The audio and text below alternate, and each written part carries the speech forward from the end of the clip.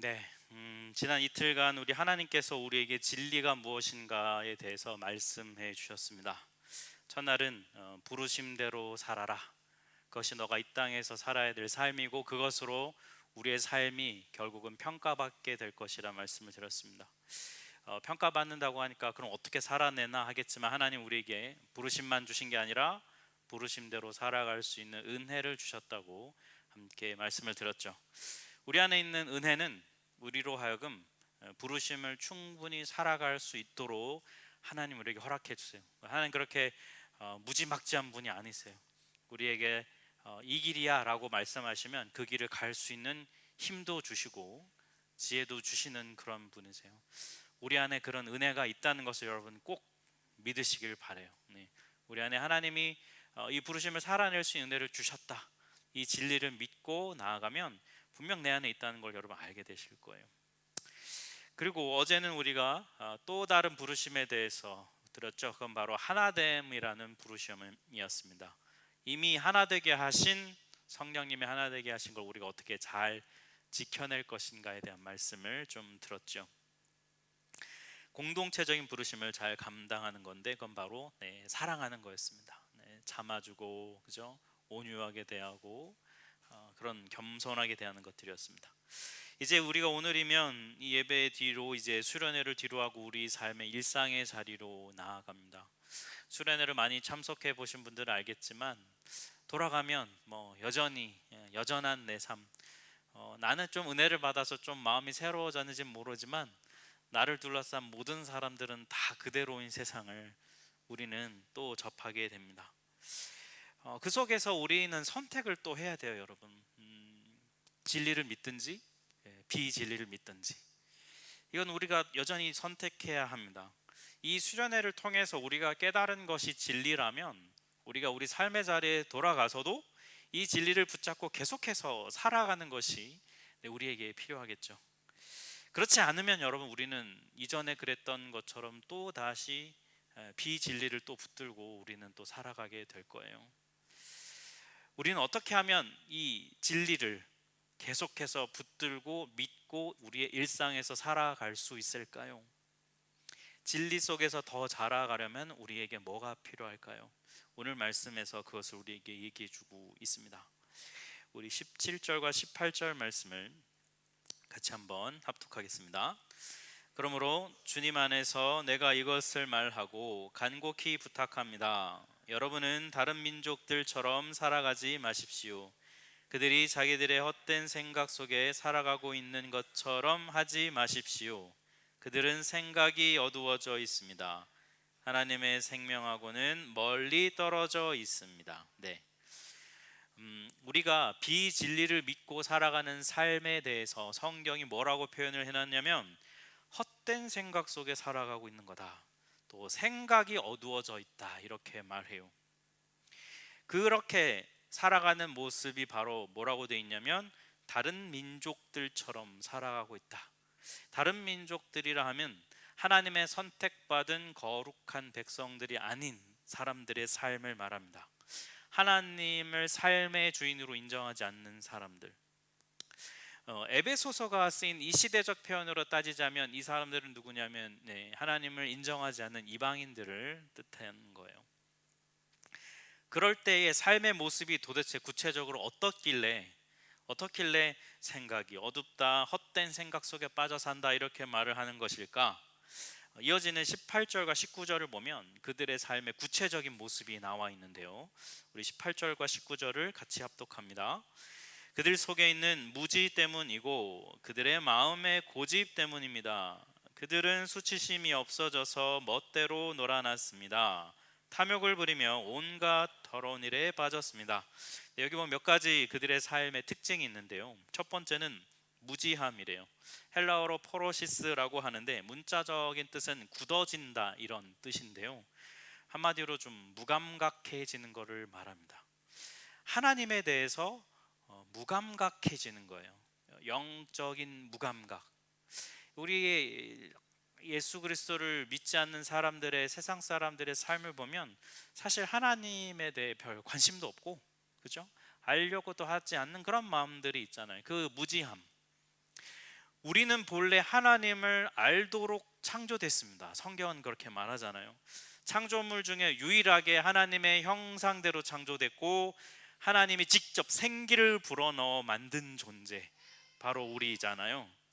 그런 우리가 하나님을 모르면 안 되는 거거든요. 우리는 하나님을 알도록 창조됐거든요. 하나님을 알고 하나님의 음성을 듣고 하나님께 반응할 수 있는 존재여야 하는데, 그런 우리가 영적인 무지함, 더 나아가서 영적인 무관심 속에 살아가게 된다는 거예요.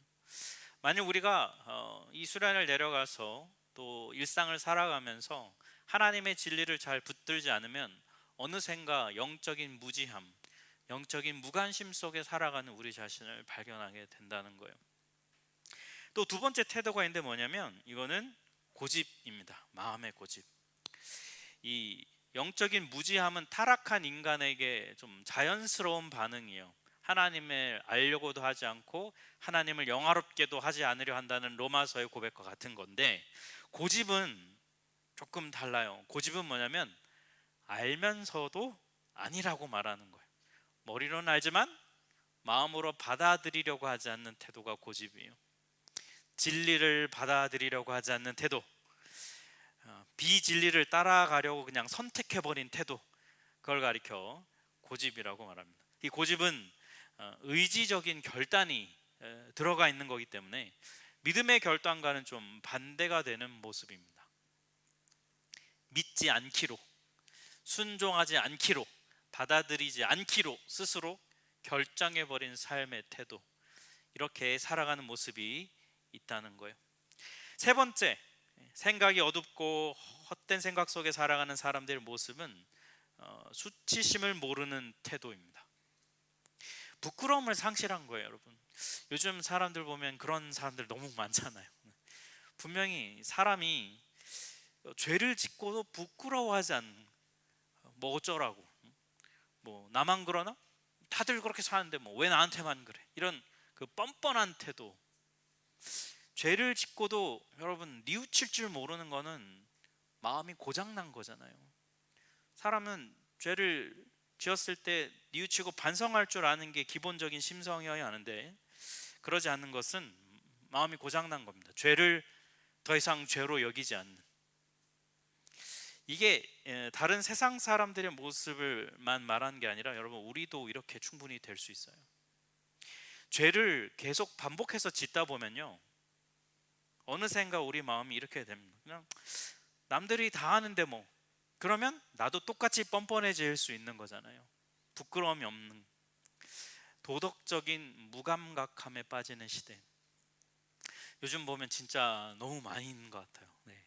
TV에도 너무 사람들이 자주 나오고 뻔뻔하게 거짓말을 하고 어차피 다 들통날 일인데, 그런 것들을 보면 정말 수치심을 모르는 모습들이 있다. 그렇게 되는 결과 네 번째, 거기 뭐라고 되어 있냐면 탐욕에 휘둘리며 산다, 이렇게 되어 있습니다. 탐욕에 휘둘린다는 건 무슨 말이냐면 몸이 시키는 대로 산다는 거예요. 네. 자고 싶으면 자고, 네. 뭐 먹고 싶으면 먹고, 네. 죄가 시키는 대로, 내 안에 있는 죄의 욕망이 시키는 대로, 세상이 말해주는 대로, 사단이 유혹하는 대로 그냥 족족 나의 몸과 생각과 마음을 다 내어주는 것이죠. 무절제한 삶을 향해 가게 되어 있어요. 수련회 끝나면 분명 이런 유혹이 옵니다. 아유, 수련회 때 내가 너무 은혜를 많이 받은 것 같아. 좀 섞어줘야지 내가 이게 되지. 이런 스스로의 생각, 마음을 자꾸 가지고 슥 내줍니다.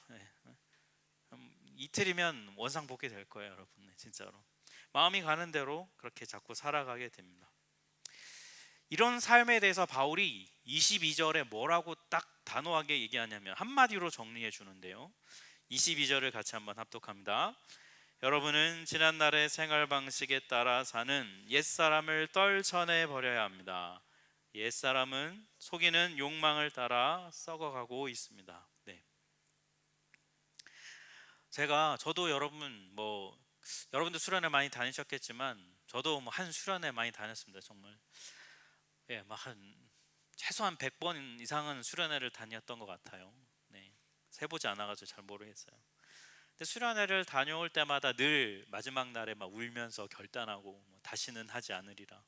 근데 뭐 갔다 오면 또 똑같고, 갔다 오면 또 똑같고, 이거를 몇 번 반복하다 보면 뭐 수련회에 대한 기대감도 별로 없고, 그냥 은혜를 받았지만 뭐 또 똑같겠지 뭐 이런 생각도 들고, 사실 마음에 그런 생각들이 많이 들어요.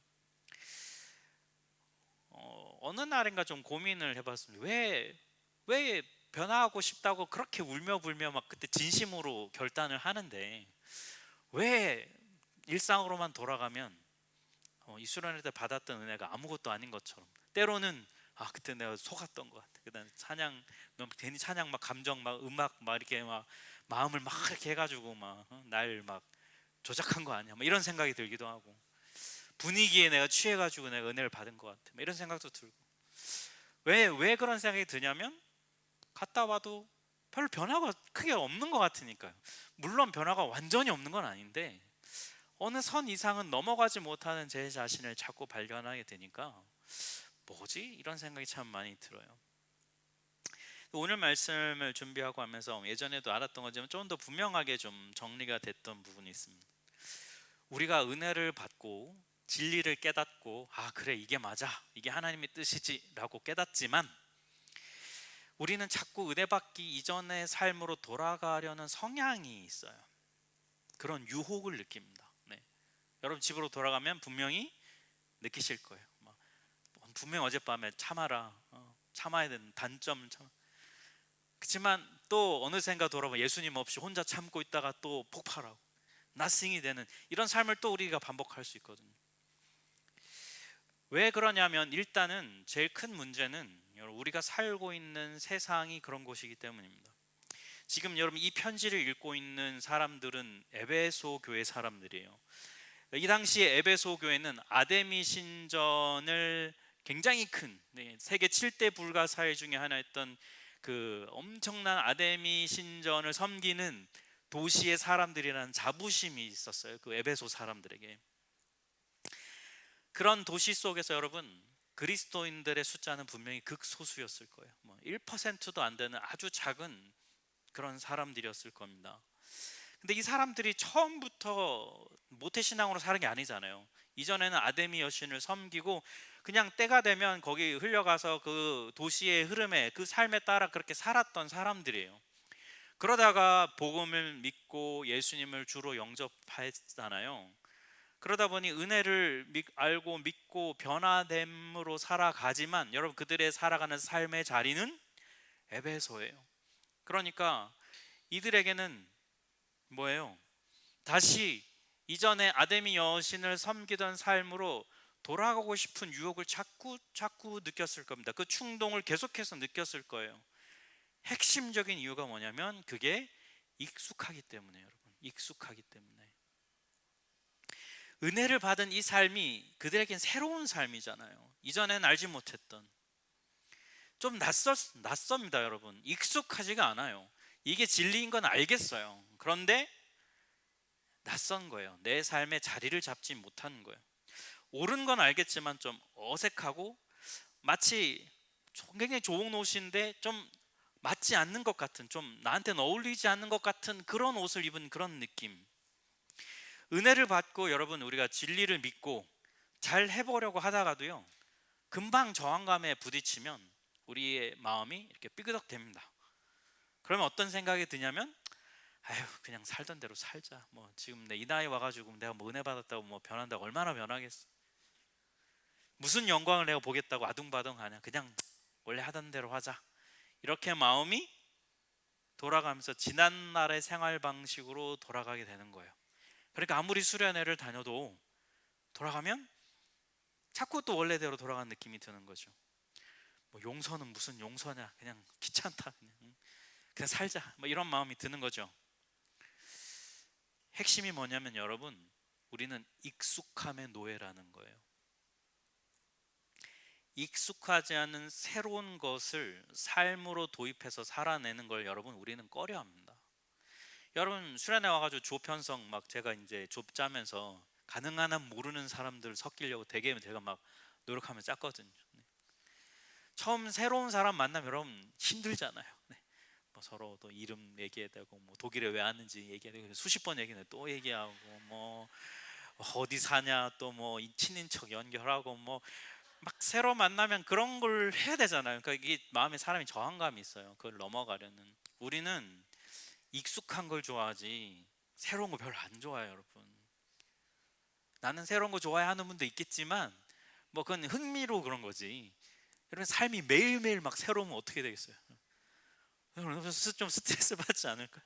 아침에 눈 떴는데 막 방 구조가 바뀌어 있고, 뭐 내가 분명 여기 놔뒀는데 다음날 새롭다고 저쪽에 가 있고, 그게 얼마나 힘든 삶이에요. 그러니까 우리는 익숙한 것대로 살아가고 싶은 그 관성을 갖고 있습니다. 그러니까 여러분, 새로운 은혜를 받고 새로운 은혜를 누려도 막 그게 깨달아져도 실제 삶의 자리로 가면 어색한 거예요. 그게 사랑합니다 이렇게 말하려고 내가 결단했지만 얼굴 딱 보면 말이 안 나오는 거예요. 왜? 그런 말 잘 안 했으니까. 제가 교회에서 자꾸 시키는 이유가 익숙해지라고 자꾸 시키는 거예요. 근데 어색하시지만 우리가 익숙해져야 됩니다. 그래서 여러분, 그래서 익숙함의 노예가 돼 있는 우리가 어떻게 해야 이 새로움을 누릴 수 있을까요? 4장 20절과 21절 말씀 같이 한번 합독합니다. 그러나 여러분은 그리스도를 그렇게 배우지 않았습니다. 여러분이 정말로 예수님 안에 있는 진리대로 그분에 대해 듣고 그분 안에서 가르침을 받았다면 말입니다. 우리가 자꾸 익숙함, 예전의 삶의 방식에 익숙함, 진리보다 비진리에 익숙해 있는 우리의 삶, 그렇게 해서 다시 돌아가려 할 때마다 여러분 이 20절 말씀을 기억하세요. 그러나 여러분은 그리스도를 그렇게 배우지 않았습니다. 나는 그리스도를 그렇게 배우지 않았지. 우리에게 관건은 뭐냐면요, 익숙한 것의 내용을 바꾸는 거예요. 그래야 새로운 삶을 살 수 있습니다. 옛사람의 그 지난날의 생활 방식이 나에게 익숙해 있다면 그 익숙한 것을 버리고 새로운 것이 나에게 익숙해지도록 만들어야 되는 거예요, 여러분. 그래야 진리가 내 안에서 진짜로 작동하게 되고 새 사람의 모습으로 살아갈 수 있게 돼요. 삶에서 진리를 계속해서 믿고 선포하는 씨름을 여러분 하셔야 돼요.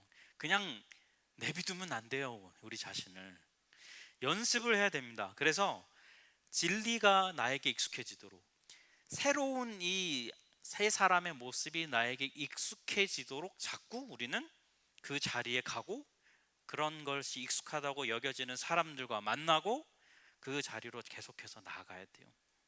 익숙하도록 만들어야 됩니다. 근데 여러분이 익숙함을 바꾸는 것은 여러분 절대로 혼자서는 할 수 없어요. 절대 혼자 안, 공동체가 필요합니다.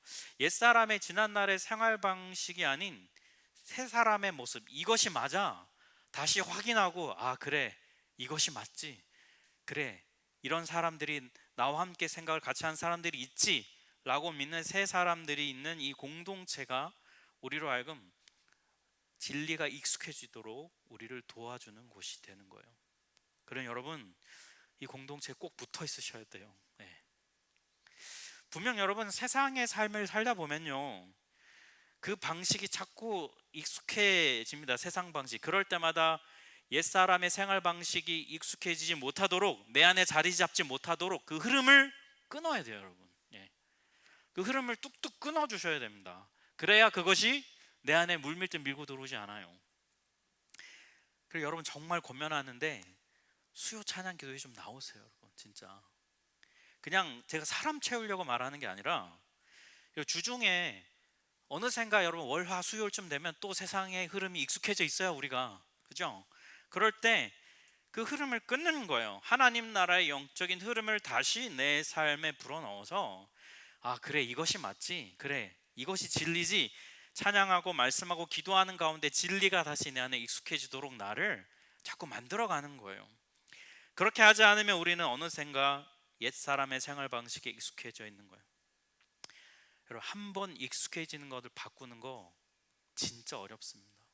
뭐 대표적인 여러분 습관 있잖아요, 습관. 습관 바꾸는 거 여러분 얼마나 힘드나요? 집에 있는 게 편한 아이를 밖으로 끄집어 내려고 하니까 힘들어요, 힘들어. 네.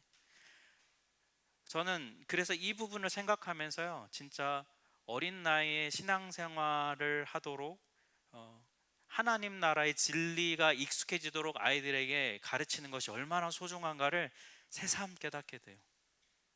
부작용이 없이 우리가 인격적으로 이렇게 때가 되면 수련회도 오고, 이렇게 하나님의 말씀을 듣고 이 진리를 마음에 새기고 이렇게 살아가는 것이 맞구나, 어린 시절부터 이걸 차곡차곡 가르쳐서 이것이 익숙해져 있을 때, 그것이 또 매너리즘이 되지 않도록 하는 건 또 다른 우리의 역할이 되겠지만, 무엇이 올바른 것인가를 익숙하도록 만들어 주어야 아이들이 그것에 따라 이 세상을 살아갈 수 있게 되거든요. 여러분, 수요 차는 기도 좀 나오세요? 지금 반응이 좀 시원찮아. 매주 못 나오면요, 여러분 한 달에 한두 번이라도 나오세요. 이거 흐름을 끊어야 여러분 새 사람으로 살 수 있다니까요. 네. 자, 이 새 사람에게 익숙하려고 하면 그러면 우리에게 어떤 일이 벌어지냐? 네. 23절을 보면 하나님이 그냥 가만히 냅두시진 않습니다. 우리를 도와주세요. 23절을 같이 합독합니다. 오히려 여러분의 생각에 성령님이 작용하여 여러분이 완전히 새로워져야 합니다. 네. 여러분, 성령님이 우리 생각을 다스려 주신다고 말해요. 옛 사람의 방식을 벗어나서 새 사람의 방식을 살려고 결단을 하면 가장 먼저 성령님은 우리의 생각을 다스려 주신대요. 여러분, 우리 앞서서 지금 이 말씀에서 보면 옛 사람의 모습에 있어서의 특징을 뭐라고 얘기했냐면 생각이 어두워져 있다, 헛된 생각에 빠져 있다, 이렇게 말씀하잖아요. 그러니까 여러분, 새 사람이 되는 과정에서 성령님 우리의 생각에 역사하신대요. 그러니까 이걸 보면 여러분, 옛 사람으로 사느냐 새 사람으로 사느냐, 요 분수령에 있어서의 핵심이 뭐냐면 생각에 있다는 거예요. 생각. 어떤 생각을 하느냐가 우리를 옛 사람으로 살고 그것에 익숙하게 하는지, 아니면 새 사람으로 살게 하는지가 어디서 결정되냐면 생각에서 결정이 된다는 거예요. 그러니까 여러분, 우리가 우리 생각을 살펴보면 알아요. 내가 지금 옛사람의 방식으로 살아가고 있는가, 아니면 진리를 따라서 새 사람의 방식으로 사는가는 내가 지금 무슨 생각을 하며 살고 있는가를 잘 돌아보면, 내가 옛사람대로 살고 있구나, 내가 새 사람대로 살고 있구나가 보입니다. 여러분, 생각을 돌아보고 성찰하는 것이 중요한 거예요. 그런데 우리가 새 사람으로 살기로 결단하잖아요. 그러면 성령님이 우리의 생각을 다스려 주신대요. 성령님이 새 사람의 생각의 방식을 우리에게 심어주시고 도와주신다는 거예요. 그 부분에 대해서 여러분, 고린도후서를 보면 바울이 이렇게 말합니다. 같이 한번 고린도후서 10장 3절부터 5절 말씀인데요, 같이 한번 합독합니다. 우리가 세상에서 살아가지만 세상 기준에 따라 싸우지는 않습니다. 우리가 치르는 싸움의 무기는 세상의 것이 아니라 하나님으로부터 오는 강력한 것입니다. 하나님을 알아가는 것에 맞서 스스로 높아진 모든 도도함도 짓뭉개 버립니다. 그리고 모든 생각을 사로잡아 그리스도께 순종하게 합니다. 네, 아멘. 여러분, 우리 생각은 매일매일이 치열한 싸움이 벌어지는 전쟁터예요. 옛사람의 생각 방식과 새 사람의 생각 방식이 끊임없이 우리 안에 싸움터입니다. 아침에 눈을 뜨면서부터 밤에 잠자리에 들 때까지 우리의 생각은 여러분 쉬지 않고 싸우는 전쟁터예요. 우리가 새 사람이 되기로 결단하고 그리고 성령님께 도움을 구하잖아요. 예수님을 삶의 주인으로 영접하면 성령님이 우리의 생각에서 새 사람의 생각을 계속해서 심어주시고 그대로 살아갈 수 있도록 생각을 자꾸 바꿔주신다는 거예요. 생각 안에서 일해 주신다는 거예요. 여기 보면 뭐라고 되어 있냐면 그게 하나님으로부터 오는 강력한 것이래요. 약하지 않아요, 여러분. 성령님이 주시는 생각은 약하지 않습니다. 여러분, 진리는 무력하지 않아요. 우리가 무력할 뿐이죠. 자꾸 우리는 이게 죄는 되게 힘이 강한 것 같고 성령님은 약한 것 같아서 맨날 죄 짓는 거라고 생각하겠지만 우리가 약하지, 성령님이 약하신 게 아닙니다. 우리 생각 속에서 성령님께 자꾸 우리를 내어 드리면 우리는 승리하는 삶을 향해 계속해서 나아갈 수 있어요. 또 넘어질 수도 있지만 또 일어나면 돼요. 뭐가 문제예요? 또 일어나면 되잖아요. 자책감과 죄책감에 빠져 있지 말고 또 일어나면 돼요, 여러분. 이 우리 안에 있는 그 교만함, 도도함, 내 힘으로 서려고 하는, 내가 또 잘하려는데 또 넘어졌네, 왜 이랬을까, 그냥 한번 망한 거 그냥 확 그냥 아유 그냥 뭐 이런 마음이 아니라 그냥 하나님께 우리 자신의 생각을 자꾸 드리는 거죠. 그러면 생각을 예수님의 뜻 앞에 순복하게 된다는 거예요. 모든 생각을 다 사로잡아서 그리스도 앞에 순종하게 하도록 성령님이 도와주신다는 거예요. 그러니까 우리가 할 일은 뭐냐면 우리의 생각을 주님께 드립니다. 이 고백을 자꾸 하는 거예요. 여러분, 일상을 사시면서 자꾸 이 고백을 순간순간에 생각을 주님께, 짧잖아요, 그죠? 그걸 자꾸 고백하죠. 염려가 찾아오고 자꾸 근심이 찾아오고 쓸데없는 생각이 오고 그만해, 됐어, 이제 뭐 여기까지야 너는, 뭐 자기 이런 생각 온다든지, 이렇게 해봐야 뭐 저 사람이 알아주기나 하냐, 너만 손해야, 뭐 우리 옛사람의 생각 방식 있잖아요. 그게 올 때마다 생각을 주님께 자꾸 드리는 거예요. 툭툭. 이번에 제가 기도하러 갔다 왔잖아요. 여러 거 여행인데 거기서 보니까 뭐 그 가톨릭 생들 뭐 화살 기도를 하세요, 자꾸 그러더라고요. 그래서 화살 기도가 뭐예요? 제가 물어봤더니 중간에 화살처럼 주님께 쏘는 기도래요. 이름이 화살 기도. 그래서 깊이 집중해서는 잘 못할 때도 있지만 살면서 순간순간 주님께 그 기도를 쏘라는 거예요. 생각을 주님께 아침에 한 10발 쏘고, 점심에도 한 20발 쏘고, 자꾸 그렇게 생각을 주님께 자꾸 드리는 겁니다. 그러면 예수님 앞에 순복하게 되는 겁니다. 우리가 고집만 부리지 않으면 돼요, 여러분. 안 할 거야, 그냥 옛사람 방식대로 살 거야, 아유 귀찮아, 안 해, 고집만 부리지 않으면 돼요. 그것이 자꾸 옛사람의 방식으로 우리를 끌어간다는 거예요. 성령님, 제 생각을 다스려 주십시오. 진리의 영이신 성령님 오셔서 제 생각을 다스려 주십시오. 내 안에 있는 거짓된 생각을 깨트려 주십시오. 여기 표현처럼 짓뭉개 버려 주십시오. 거짓된 생각을 사로잡아서 진리 되신 당신 앞에 꿇어 엎드리게 해 주십시오. 그러면 우리의 생각이, 여러분, 자유함이 와요. 여러분 많이 경험해 보시겠지만 어떤 그 잘못된 생각이 한번 이렇게 사로잡히면 그게 우리를 굉장히 많이 괴롭히잖아요. 우리가 염려와 근심에 사로잡히면 잠을 잘 자지 못하거나 좀 마음이 불편해지거나 신경이 쓰이듯, 우리가 생각보다 생각의 자유함이 없이 살아가요. 성령님께 자꾸 생각을 드림으로써 여러분 생각의 자유함을 누리는 여러분 되시길 축복합니다. 불안, 두려움, 염려 이런 것에 사로잡히면 옴짝달싹 못하게 되어버리잖아요. 성령님 우리의 생각에 자유함을 주셔서 하나님의 뜻에 따라 살아갈 수 있도록, 그것이 익숙해지도록 자꾸 우리를 만들어 가십니다. 그러니 우리는 이게 여러분 근데 저절로 되진 않아요. 영적인 싸움이에요. 그래서 우리에게는 기도가 필요합니다, 여러분. 성령님, 이 생각을, 저의 생각을, 상상해 막내 뇌가 있는데 거기에 막 성령의 진리가 막 이렇게 오는 걸 상상해 보든지, 뭐 뇌를 꺼내서 주님께 잠깐 드렸다가 다시 넣던지, 뭐 상상을 해보는 거예요, 자꾸. 그래서 우리의 이 생각이 온전히 하나님의 것으로 드려지도록, 밤에 자기 전에 누워서요, 옛사람의 익숙한 방식에 생각했던 걸 버리세요. 이렇게. 그 가톨릭의 요한, 그 얼마 전에 돌아가신 저기 교황 계시죠, 프란체스코, 교황의 일화는, 여러분 얼마나 전 세계 모든 걸 컨트롤해야 되니까 얼마나 여러분 복잡하겠어요. 얼마나 회의도 많고 컨트롤할 게 얼마나 많겠어요. 그러니까 사람이다 보니까 염려도 많고 근심도 많고 생각이 정말 많았다고 그래요.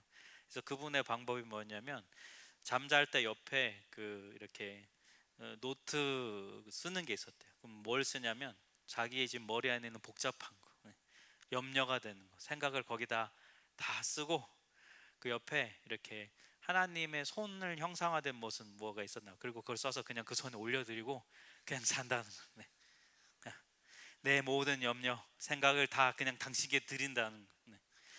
여러분 이것도 어떻게 보면 행위의 기도의 표현이지 않습니까? 그죠? 내 거 이거 그냥 당신께 드립니다. 맡기고 난 편안하게 자겠다는 거예요, 여러분. 네. 여러분 한번 해보세요. 네. 제가 하셔서 생각 때문에 너무 괴로워서 막 잠이 안 오고 힘든 분들은 그 생각 노트 써가지고 그 겉표지에 주님 손 붙이든지 뭐 하나 해갖고 네. 그럼 만들어갖고 거기다가 쓰세요 밤에. 네. 고민되는 거, 염려되는 거 막. 그 쓰고 덮고 에휴 가져가세요 하고 우린 편하게 잡시다. 얼마나 편하게 자는 게 복이에요, 여러분. 그죠? 생각의 자유함을 주님 우리에게 주실 거예요. 그 씨름을 싸우면, 그 씨름을 싸워내면 결국은 뭐냐면 24절의 말씀처럼 되는 거예요. 이게 우리의 결론인데요. 같이 한번 우리 합독하겠습니다. 또한 새 사람 곧 하나님을 따라 진리의 의로움과 거룩함으로 창조된 사람으로 옷으로 입어야 합니다. 네. 여러분 여기 새 사람 곧 하나님을 따라 진리의 의로움과 거룩함으로 창조된 사람. 여러분 이 사람이 누굴까요? 응? 네, 예수님. 이 사람이 예수님이에요. 이 구절의 의미는 그럼 뭐예요? 예수님으로 옷 입으라는 얘기예요. 예수님으로 옷 입으라는 말은 무슨 뜻일까요? 당시에 여러분 옷을 입는다는 건 신분을 뜻해요. 그 신분에 어울리는 색깔, 신분에 어울리는 복장을 입어야 했어요. 마치 우리 옛날 조선시대에 뭐 양반은 갓 쓰고 막 이렇게 하고 천민들은 천민 옷 입듯 그렇게 이 시대에도 그래야 했습니다. 그러니까 그리스도로 옷 입는다, 예수님으로 옷 입는다 이 말은 무슨 뜻이냐면 하나님께서 예수님을 대하듯 우리를 그렇게 대해 주시도록 한다는 거예요. 우리는 예수님이랑 똑같지 않잖아요. 우리 예수님이랑 엄연히 다른 존재잖아요. 그죠? 그런데 우리가 예수님으로 옷을 입으면 하나님이 우리를 볼 때 예수님을 대해 주시듯 그렇게 대해 주신다는 거예요. 우리는 깨끗하지 않아요. 그런데 깨끗하지 않은 우리가 예수님으로 옷을 입으면 하나님은 우리를 예수님처럼 깨끗하다고 여겨주신다는 거예요. 이게 새 사람으로 옷 입는, 이게 여러분 새 사람이 될 수 있는 유일한 방법이에요. 우리 노력으로 깨끗해질 수 없습니다. 우리가 새 사람 될 수 없어요. 그럼 우리가 새 사람이 되는 방법은 예수님으로 옷 입는 거예요. 예수님으로 자꾸 옷을 입으면 어떻게 될까요? 예수님처럼 생각하고 예수님처럼 말하고 예수님처럼 행동하게 되는 거죠. 마치 여러분 멀쩡한 남자도 예비군복 옷만 입혀놓으면 네. 변신한다고 하잖아요. 무슨 옷을 입느냐, 그 옛날 방식이 막 나오는 거예요. 네. 군복 입었을 때의 방식. 예수님으로 자꾸 옷을 입으면 예수님처럼 생각하고 예수님처럼 말하고 예수님의 삶의 방식이 내 안에 어떻게 되는 거예요? 익숙해진다고. 여러분 우리의 싸움은 익숙함의 싸움이에요. 익숙함의 싸움에서 승리하려면 생각을 자꾸 주님께 드립니다. 그리고 아침에 자고 일어나서 옷을 입으면서 여러분 기도하세요. 예수님으로 옷 입습니다. 예수님으로 옷 입습니다. 마음 가지고 옷을 입으세요. 일상으로도 여러분 돌아가시면 꼭 이 수련회에서 들으셨던 진리를 여러분 기억하고 마음에 꼭 새기세요. 그래 이게 맞지. 필요하다면 출력해서 여러분 액자에 넣어두세요. 이 진리를 내가 기억하겠다. 필요하면 그 말씀 여러분 스마트폰에 쓰셔서 뭐 바탕화면을 만드시는지 해서 필 때마다 보세요. 네. 자꾸 진리를 익숙하게 만드셔야 됩니다. 진리를 마음에 품으셔야 됩니다.